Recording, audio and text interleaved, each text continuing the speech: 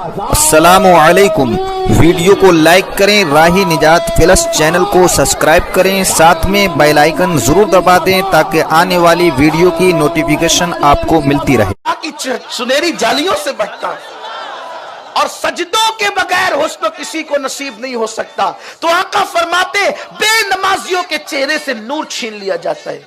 چوتھی چیز جو بے نمازی کو دنیا میں نصیب ہوتی ہے، اس کم نصیب کو آقا ارشاد فرماتے ہیں جب وہ کوئی عبادت کرتا ہے نماز کو چھوڑ کے تو اس کی برکت اس کو نہیں دی جاتی۔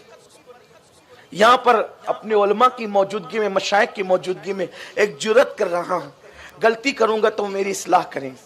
ہم نے فرائض کو چھوڑ کے نوافل کو زیادہ اہمیت دے دی۔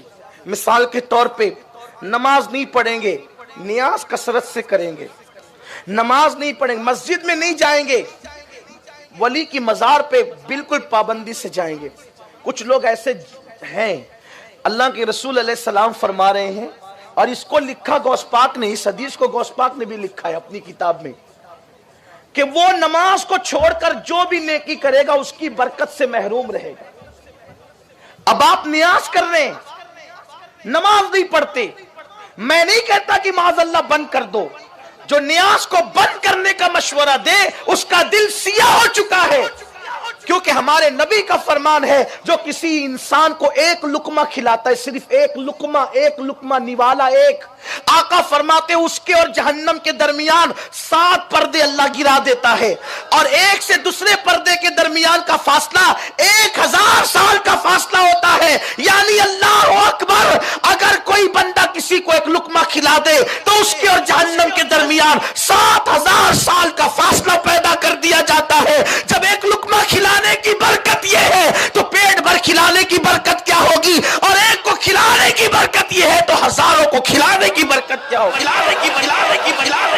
ہم نیاز کے مخالف نہیں ہیں، لیکن اللہ کے رسول نے فرمایا نماز کو چھوڑ کر جو نیکی کرو گے اس کی برکت سے محروم کر دیا جاؤ۔ مزار پہ پھول ڈال رہے ہیں آپ، برکت سے محروم ہو جاؤ گے اگر نماز نہیں پڑھو۔ آپ نے کبھی دیکھا کوئی ولی کا ایسا آستانہ جہاں آستانہ اور مسجد نہ ہو؟ رسول اللہ کے مزار سے بھی مسجد لگی ہوئی ہے، غوث پاک کے مزار سے بھی مسجد لگی ہوئی ہے، غریب نواز کے مزار سے تو 3 مسجدیں لگی ہوئی ہیں، مخدوم سمنا کے مزار سے 2 مسجدیں لگی ہوئی ہیں، امام اہل سنت امام احمد رضا کے مزار سے بھی مسجد لگی ہوئی ہے۔ بلکہ حد تو یہ ہے ولیوں نے پہلے مزار نہیں بنائی، پہلے مسجد بنائی، اور بتایا کہ پہلے جب تک مسجد میں نہیں آؤ گے یہاں آنا تمہارے لیے برکت کا باعث نہیں ہوگا۔ اس لیے میری گزارش ہے سنیو، اپنی فکر بدلو، اپنی سوچ بدلو۔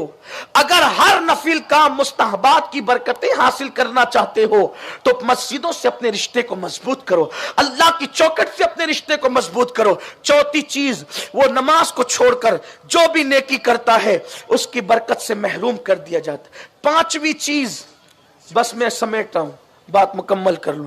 5ویں چیز، میرے آقا صلی اللہ علیہ وسلم فرماتے ہیں وہ جو دعا کرتا ہے اس کی دعا زمین اور آسمان کے درمیان لٹکتی رہ جاتی۔ دعاؤں سے تقدیر بدلتی ہے، دعاؤں سے تقدیر بدلتی ہے، لیکن جو نماز نہیں پڑھتا اس کی دعا زمین اور آسمان کے درمیان لٹکتی رہ جاتی۔ 6ٹھی چیز، میرے آقا فرماتے ہیں صلی اللہ علیہ وآلہ وسلم کہ اللہ نیکوں کی دعا سے اس کا حصہ ختم کر دیتا ہے۔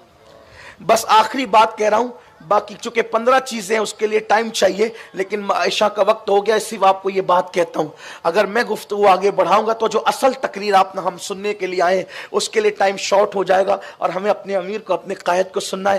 آخری بات کہہ رہا ہوں، بہت خاص بات سنیو، اس کو کچھ یاد رہے نہ رہے، آپ اس کو دھیان سے، کچھ یاد رہے نہ رہے اس کو یاد کریں۔ آپ سرکار فرماتے ہیں جو نماز چھوڑ دے، نماز جو چھوڑ دے، نماز ترک کر دے، نیکوں کی دعا سے، صالحین کی دعا سے اس کا حصہ ختم ہو جاتا ہے۔ کتنا بڑا نقصان کرتے ہم مسلمانوں، ہمیں کسی سے دعا کرانے کی ضرورت ہی نہ پڑے، ہمیں کسی سے دعا کرانے کی ضرورت ہی نہ پڑے۔ کیوں؟ ہمارے نبی نے ہمارے لیے اتنی دعا کر دی ہے، کہ اب ہم سب کی دعا سے گویا بے نیاز ہو گئے ہیں. ہمارے آقا ہم سے اتنا پیار کرتے تھے کہ حضور علیہ السلام نے حجۃ الوداع کے موقع پر جب میدان عرفات میں ہاتھ اٹھائے دعا کے لیے تو دعا کرتے رہے. کس کے لیے؟ امت کے لیے. اچھا حضور علیہ السلام کی 99% دعائیں امت ہی کے لیے تھی، بلکہ امت کے لیے دعا کا اتنا شوق تھا، حضور علیہ السلام کو اتنی محبت تھی امت کے لیے دعا کرنے سے کہ سرکار فرماتے ہیں کہ اللہ نے ہر نبی کو